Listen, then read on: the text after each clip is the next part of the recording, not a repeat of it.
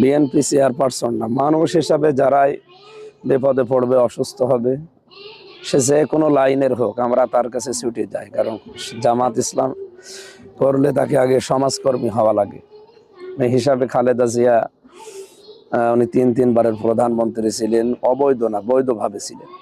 আমরা অনেককে দেখি অবৈধভাবে থেকে প্রধানমন্ত্রীর দাবি করে, তো উনি বৈধ ছিলেন। সবচাইতে বড় বিষয়, আমরা অনেক দিন তাদের সাথে ছিলাম। এই ৫৪ বছরের ভেতরে অনেক বছর তাদের সাথে একসাথে হয়ে রাজনীতি করেছি। তারা আমাদের সব বিষয় জানে, আমরাও তাদের সব বিষয় জানি।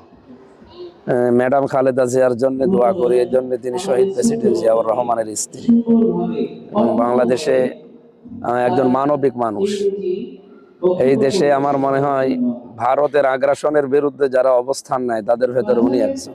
ওনার স্বামীও এরকম ছিলেন। এই জন্য বাংলাদেশ জামাত ইসলামী